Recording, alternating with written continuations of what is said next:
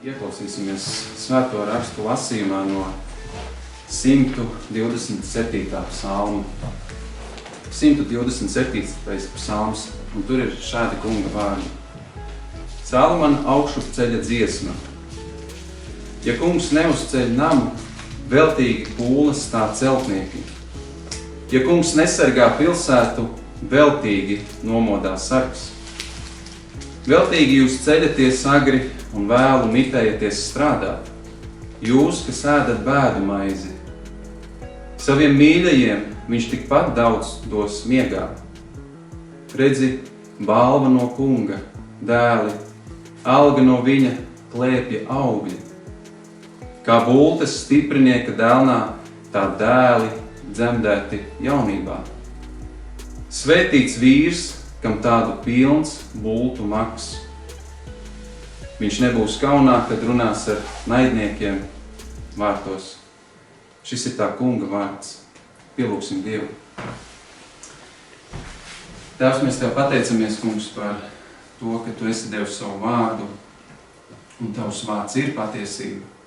Un tāpēc lūdzos, kungs, lai viss liekais, kas nāk no manis, Tēvs, tiktu paņemts prom, bet Tavos ļaudīs, Tavos svētajos, Tavos mīļotajos paliek Tavs dārgais, paliekošais, mūžīgais vārds. Amen. Amen. Sēdieties.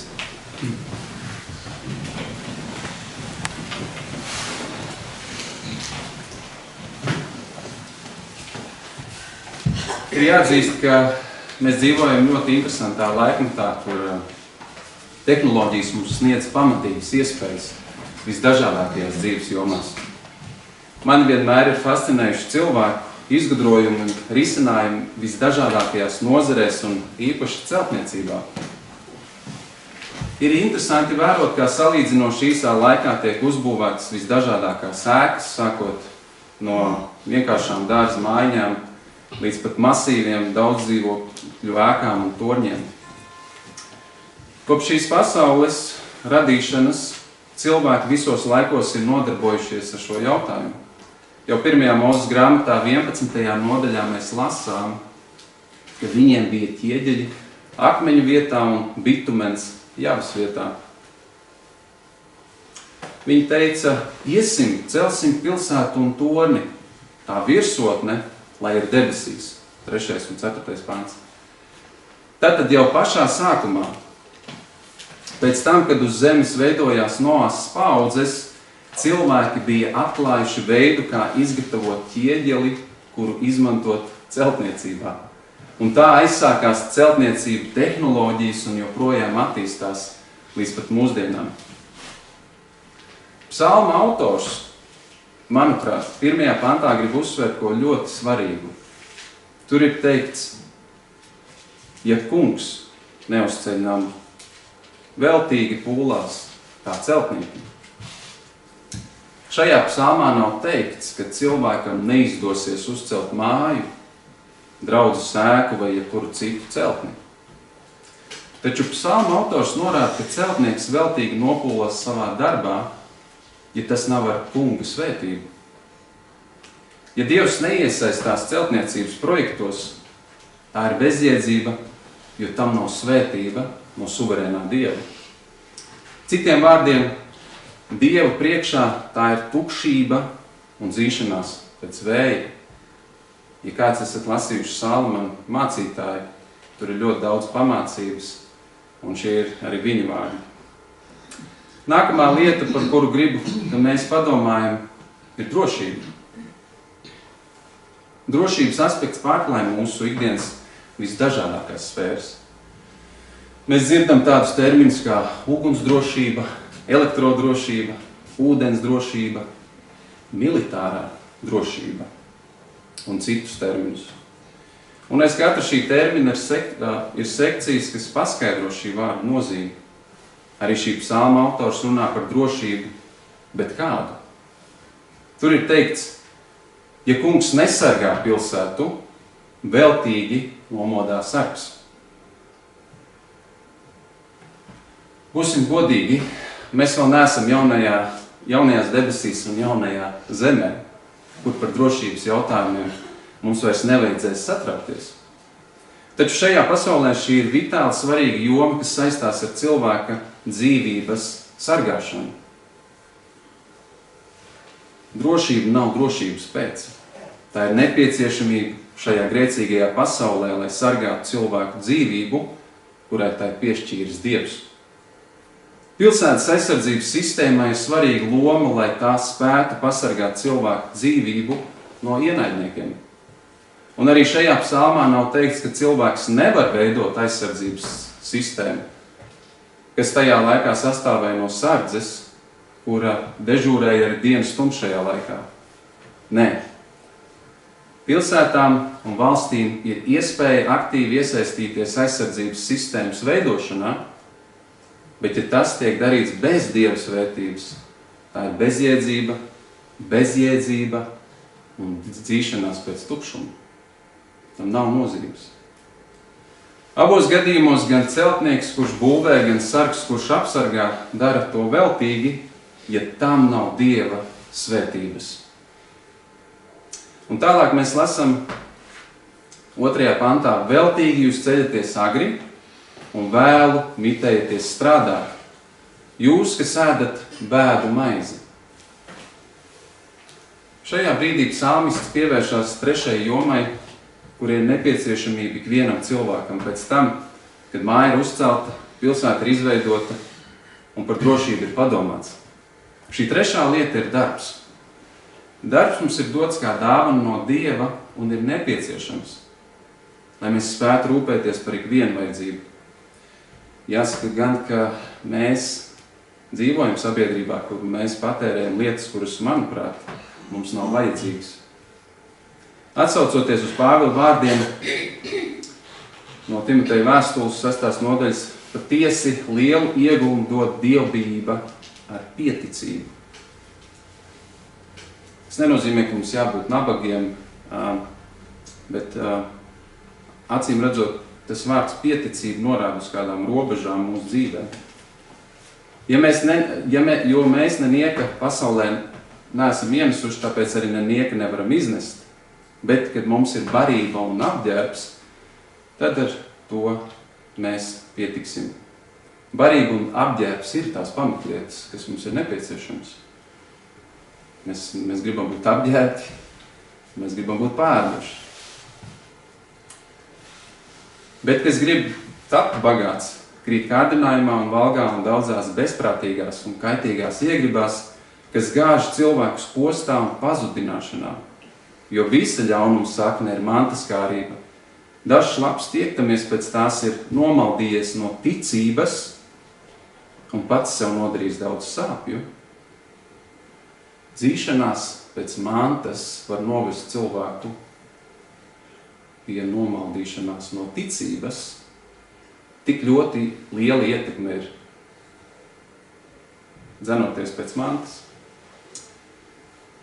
Šie Pāvila vārdi kaut kādā ziņā rezonē ar psalmistu teikto.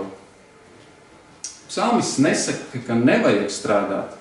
Kā jau iepriekš teicu, darbs ir dāvana, ko ir nepieciešams lietot ikvienam cilvēkam. Taču veltīga ir to darbošanās, kas to dara bez Dieva svētības. Tā ir atšķirība. Ja Dievs nav svētījis kādu darbu, tad tāds cilvēks Dievu priekšā veltīgi nopūlas un strādā. Bet tu iebildīsi un teiksi, Ingus, tas un tas cilvēks ir paveicis tādu un tādu nozīmīgu lietu šajā pasaulē. Kā gan tur nav Dieva svētības? Mēs zinām, ka viņš nav ticīgs. Tas ir labs jautājums un tas attiecās uz visām iepriekš apskatītajām jomām. Jā, patiešām cilvēki būvē varenas celtnes un pilsētas. Mūsdienu aizsardzības sistēma ir neiedomājama. Cik daudz mēs nezinām par to visu, ko cilvēka prāts un kreativitāte ir veikuši šajā pasaulē. Apbrīnojams lietas. Un tomēr Dievs saka, ka tas viss ir veltīgi, ja vien šie cilvēki ir Dieva mīļotie. 2. panta beigās mēs lasām: saviem mīļajiem viņš tikpat daudz dos miegā. Šajā brīdī es gribu runāt par Dieva gādību. Cilvēki šajā pasaulē ar nopūtām ēd savu bēdu maizi, kā to raksta šī psalma autors. Tas parāda to, ka Dievs gādā arī par bezdieviem. Ir teikts, ka viņi ēd. Tikai darba dienu beigās prieks par paveikto ir zudis. Jo darbs prasa pūles un raizes. Tas prasa spēku, gudrību, zināšanas. Darbs kopumā nopūlē mūsu miesu, un nav jau brīnums, ka darba dienu beigās cilvēks, kurš nepazīst Dievu, nav apmierināts. Cilvēks bez Dieva nekad nebūs apmierināts, tāpēc, ka savu dzīvi viņš piepilda ar lietām, kuras nevar aizstāt Dievu. Tāpēc šis psalms uzsver bezdievīgo cilvēku bezjēdzīgo darbošanos šajā pasaulē, jo tam nav Dieva svētības. Lai arī kungs gādā par bezdievi fiziskajām vajadzībām, pati darbošanās ir bezjēdzīga, jo tai nav Dieva svētības. Kur tad ir svētība? 2. panta beigās mēs lasām, saviem mīļajiem viņš tikpat daudz dos miegā.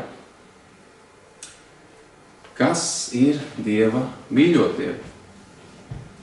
Mēs lasām, ka Dievs gādā par saviem mīļotajiem miegā. Vai tas nozīmē, ka Dieva bērniem nekas nav jādara? Viņiem nav jāstrādā? Nebūt, nē. Dieva ļaudīm ir jābūt par priekšzīmi savā darba vietā. Darbs ir jādara visiem cilvēkiem, un Dieva bērni nav izņēmums. Taču atšķirība no tiem, kuri nepazīst mūsu kungu Jēzu Kristu, mūsu motivācija un visa dzīvošana saistās ar Dieva pagodināšanu. Tā ir lieta, ko pasaule nemeklē. Tā netiecās godāt Dievu, bet radību. Ar to mēs, kristieši, atšķiramies. Mēs meklējam Dievu godu visā savā dzīvošanā, kur pretī pasaule meklē cilvēka godu un nav atzinusi vienīgo glābēju, mūsu kungu Jēzu Kristu. Mīļie, mums ir jāstrādā, un Dievs caur to gādā par mums un tiek pagodināts, jo esam viņa mīļotie caur Jēzu Kristu. Mums ir miers ar Dievu, jo viņš mums ir piedevis caur Kristus krusta asinīm. Mēs nedzinamies pēc pasaules bagātības, jo lielākā bagātība mums jau ir dota, mūžīgā dzīvība caur ticību Kristumu. Tāpēc jūs viņa mīļotie varat būt mierā, jo jūsu radītājs par jums gādā miegā. Esiet mierā un zini, ka viņš ir Dievs, ka darbs ir dāvana un Dievs tevi tajā svētī, jo tu savu darbu dari viņam par godu. Tu savu namu cel viņam par godu. Viņa apsardzība ir pār tevi un tev nav jābaidās, ja vien tu esi Kristū. Tad, kad viņa mīļajiem Dievs dod svētību mājas celtniecībā, apsardzībā un darbā, Dieva dāvanas tur neapstājās. Dieva žēlstība un svētība paplašinās caur dievbijīgu ģimeni. Redzi balva no kunga dēla, 3. pants. Alga no viņa klēpja augļi. Kā bultas stiprinieki, dēlnā tā dēli dzemdēti jaunībā. Svētīts vīrs, kam tādu pilnu bultu maks. Viņš nebūs kaunā, kad runās ar naidniekiem vārtos. Senajā pasaulē valdīja uzskats, ka sieviete, kur ir neauglīga, nav svētīta no Dieva. Abrahāma un Sāras piemērs parāda, ka nevienmēr Dievs dod bērnus tūdaļ pēc kāzām.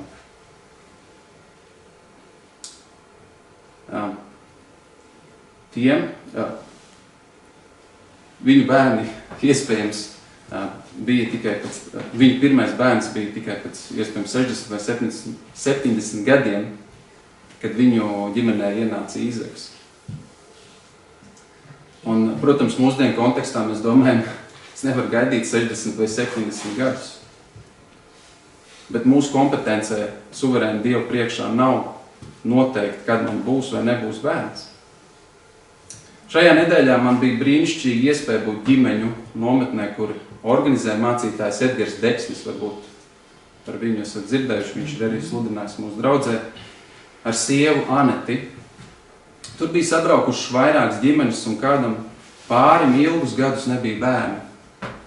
Bija pagājuši jau 9 gadi, un visus šos gadus viņi bija lūguši Dievu pēc tā. Viņi jūta lielu sarūktinājumu par šo jautājumu cauri gadiem, daudz ceļoja, lai būtu prom no mājām, no vietas, kur viņi cerēja audzināt savus bērnus.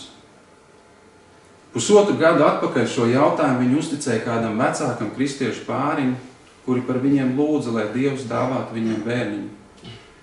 Un dažus mēnešus vēlāk viņi uzzināja, ka gaida bērniņu. Man nav visas atbildes uz jautājumiem, un es nezinu, kāpēc citiem Dievs dod ātrāk, citiem vēlāk un citiem nedod bērnus.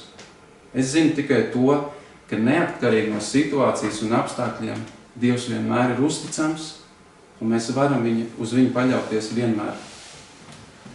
Taču psalma autors neapskata auglības jautājumu, bet uzsver bērnu svētību ģimenē. Mums kā vecākiem ir jābūt nepagurstoši pateicīgiem par mūsu bērniem, jo viņi ir dāvana no Dieva. Tas nav kaut kas, ko esam nopelnījuši, bet Dievs to dod savā žēlstībā, starp citu arī tiem, kas viņu nepazīst, kas nav viņa mīļotie. Viņa mīļotajiem bērni ir laime, ko arī nozīmē šis vārds svētīts. Mums kā dievbijīgiem vecākiem ir liela privilēģija audzināt mūsu bērnus Dieva ceļos. Un tā ir svētība un patiesas prieks caur apziņu, ka Dievs savā žēlstībā to ir devis. Kā toreiz, tā arī šodien bērni ir, ja tā var teikt, kā papildus darba spēks, kuri tiek iesaistīti ikdienas darbos. Lauksaimniecība bija aktuālā joma, kas nodrošināja ģimeņu iztiku arī šodien daudz viet Latvijā un arī citur pasaulē saimniecības. Ir saimniecības, kurās aug bērni, visbiežāk pārņem tās prasmes un darbus, kurus veic viņu vecāki. Jūs paši zinat šādus cilvēkus jau apkārt. Tāpat bērni, īpaši puiši, ģimenē ir tie, kas sargā savus ģimenes no nevēlamiem viesiem. Gluži kā vīrs ir sava nama sargs, tā dēls, imitējot savu tēvu, arī sargā savējos un ir gatavs cīnīties un aizstāvēt, ja nepieciešams. Tāpēc psalma autors norāda, ka šāds vīrs nepaliks kaunā caur ienaidnieku, satiekot savu ienaidnieku. Taču ienaidnieki nav tikai tie, kas zog un laupa. Tie ir visi, kas nepazīst glābēju Dievu. Dievbijīga ģimene rūpējas par to, lai tajā aug bērni, kas saprot un apzinās savu identitāti. Mēs dzīvojam laikā, kad identitātes jautājums tiek izkropļots un Dieva vārds tādā veidā tiek zaimots. Sekulārā sabiedrībā izskan saukļi, jūs varbūt esat dzirdējuši, mīlestība ir mīlestība. Esat dzirdējuši? Kā gan tu, kristieti, var kaut ko iebilst? Jūs taču pastāvat par mīlestību. Vai tad mēs nepastāvam par mīlestību? Un šeit ir tā viltība, jo aiz šī saukļa grib slēpties tie, kas grib attaisnot savu perverso dzīvesveidu un uzvedību, kas ir apkaunojoši viņiem pašiem. Vēstulē romiešiem par to skaidri runā, ka šī perversija ir pretdabiska. Sievietes apmainījuši dabisko dzimumu kopdzīvi ar pretdabisko. Tāpat arī vīrieši, atmesdami dabisko kopdzīvi ar sievieti cits pret citu, iekaisuši savā iekārē, piekopdami netiklību, vīrietis ar vīrieti, paši saņem sodu par savu maldināšanos. Un tas nav viss, mēs dzīvojam laikmetā, kurš ignorē cilvēka dabisko fizioloģiju, un katrs vīrietis, kurš sevi ir uztaisījis par sievieti, par tādu arī uzskata un otrādi.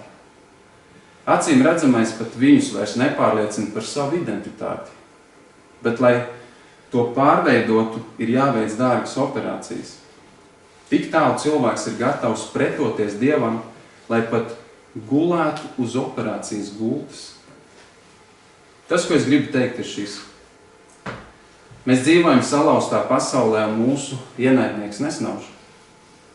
Viņš uzbrūk un cenšas sagraut ģimenes, īpaši kristiešus. Tai nav jābūt operācijai, kas cenšas panākt dzimumu maiņu. Cik daudz mums nākas dzirdēt par laulību šķiršanu kristīgajā baznīcā. Un tieši tāpēc mums ir jāpieliek visas pūles, lai Dieva vārds netiktu zaimots, lai ģimenes dzīvo tā, kā Kungs to ir paredzējis. Vīrs ar savu sievu, kas uz mūžu ir saistīti un ir viena miesa līdz pat nāvei. Tas pagodina Dievu. Un vairojoties, piepildiet zemi. Tā ir Kunga pavēle, kas nav mainījusies. Ko no tā visa mēs varam paņemt? Priecājieties. Priecājieties par to, ka Dievs jūs ir svētījis caur ticību Kristumu, jo jūsu darbošanās Dievā ir svētīta. Vai tas ir darbs, vai tā ir ģimene? Dieva mīļotie ir svētīti, apsargāti, un nekas, ko viņi dara, nav veltīgs, jo Dievs svētība to pavada. Turpretī bezdievīgo pūles ir veltas. Tās nav ar Dieva svētību, jo nav darītas ticībā, un bez ticības, kā raksti saka, Dievam nevar patikt. Dieva svētību saņem tie, kas savu cerību neliek uz sevi, bet uz mūsu Kungu un glābēju Jēzu Kristu. Viņš ir tas, kurš piedod mums visus grēkus, visas mūsu vainas, visas mūsu netīrības un garantē mūžīgo dzīvību. Tiem, kas ir Kristū, nepaliks kaunā.